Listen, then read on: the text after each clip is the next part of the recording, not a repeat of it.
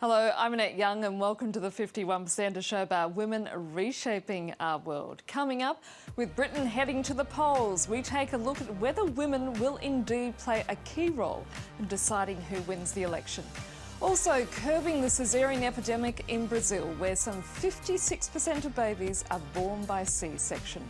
And dealing out tough love in the Paris suburbs, a group of mothers seeking to help troubled teenagers. But we begin in Britain that's about to vote in a new government. As it turns out, a record 1 in 4 candidates are women. Yet despite being 52% of the electorate, is there really such a thing as a women's vote? Lucy Fielder reports from London.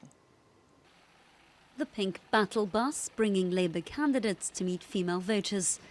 Today's stop, a girls' school in Brentford, West London.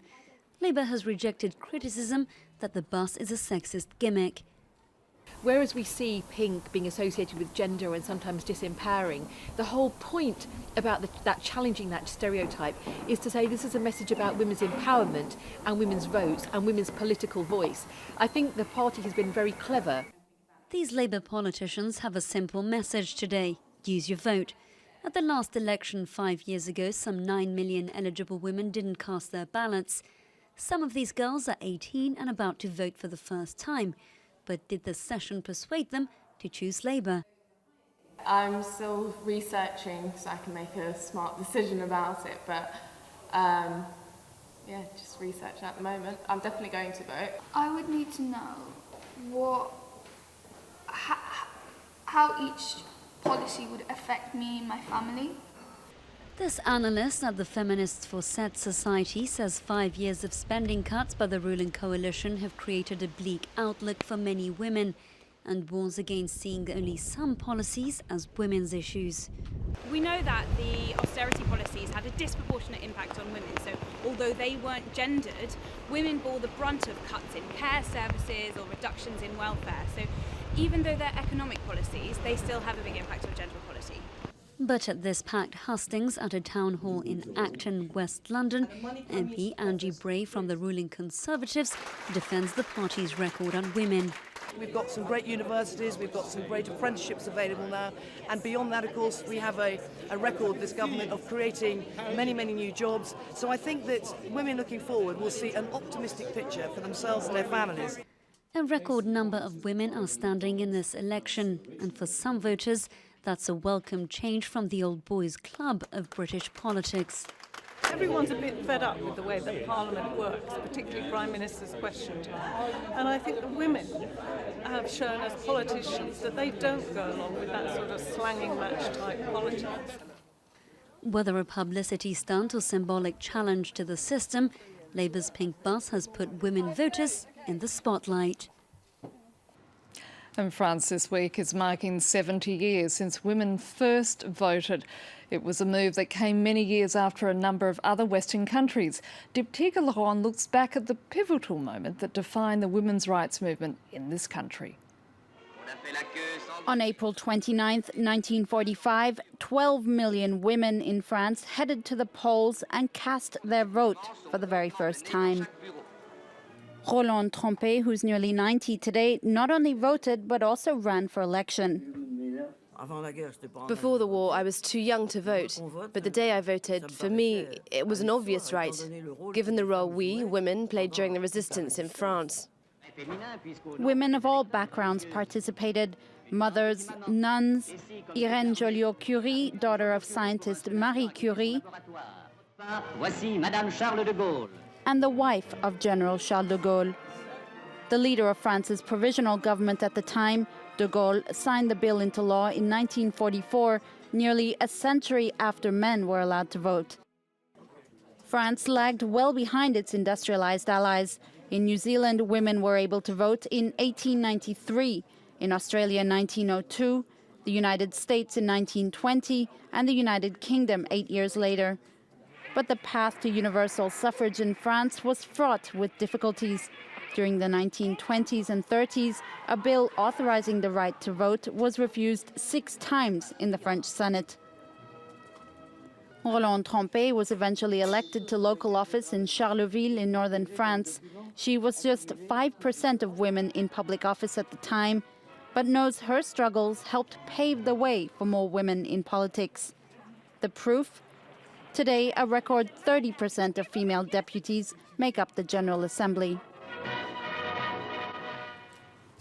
Now, not that we haven't heard it before, but a UN Women's Global Report has confirmed that we earn on average 24% less than men, work more hours and have less chance of getting a pension in our retirement. The report calls for an overhaul of global economic policies to improve women's lives. It also says discriminatory laws and attitudes are failing women in both rich and poor nations. We asked Laura Turkay, the report's co-author, about what needs to be done. So in terms of transforming work, this is about ensuring that we close the gender pay gap. That can be done by introducing minimum wages, for example, which is shown to narrow the gender pay gap, but also valuing the work that women do. So ensuring that the kind of care work that women do is adequately paid and respected. In terms of social policies, we're talking about things like family allowances to support families when they're bringing up children, but also very importantly, services such as healthcare and childcare services, which are really an investment in the next generation.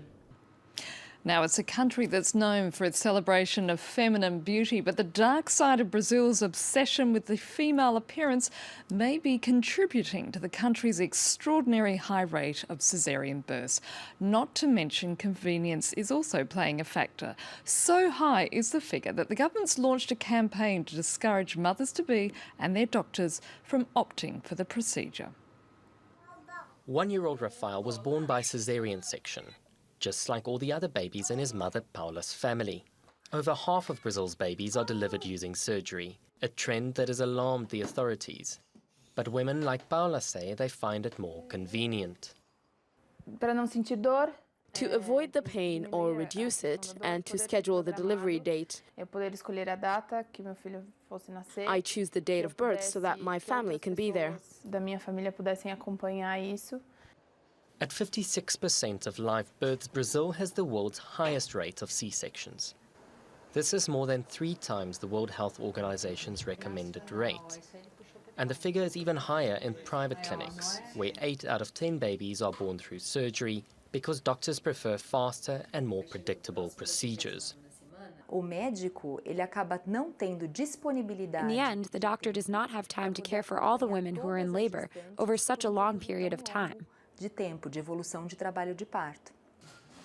But the operation has risks. Surgery often starts before the first contractions, which can give the baby breathing problems. The health ministry has called the widespread practice an epidemic, which should be limited to difficult births only. This excessive number of caesareans in our country has become a real public health problem. That is why we should value natural births again. To encourage more live births, the government has launched projects like this one at Sao Paulo's Albert Einstein Hospital. Health officials will be better trained and more beds brought in to accommodate women during the long labour process.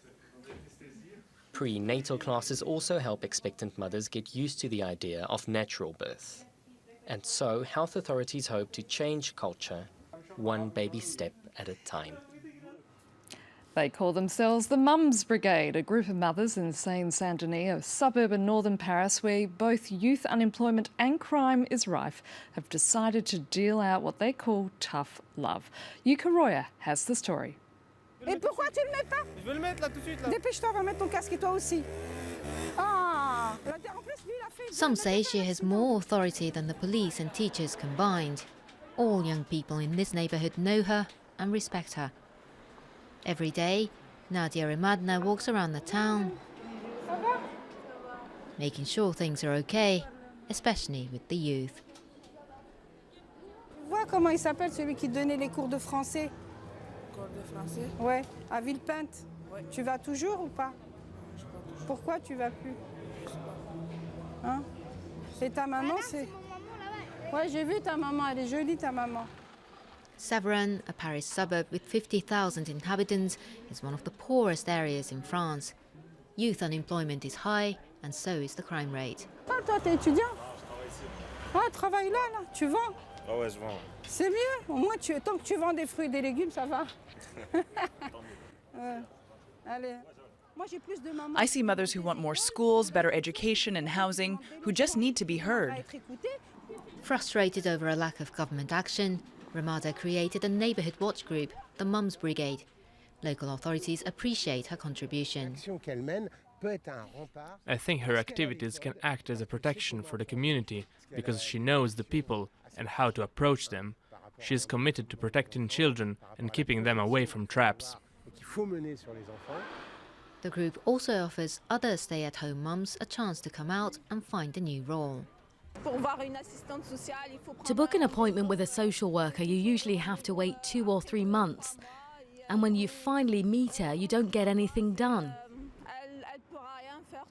Mum brigades are always there for us. When there's a problem, they come right away. I have a sick son. The Moms Brigade was the only one that helped me. Today, more than 10 local mothers have become active members. They regularly meet and discuss how they as mums can help tackle the problem.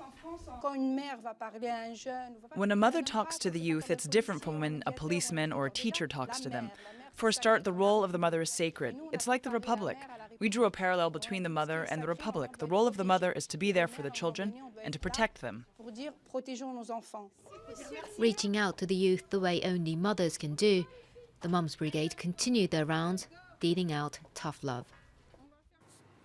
And that's it for now. If you'd like to comment on what you've just seen, you can head to our Facebook page. That's France24 51%, or do send us a tweet at _51%. Thanks for your feedback so far, and please keep those comments coming in. Until our next program, bye for now.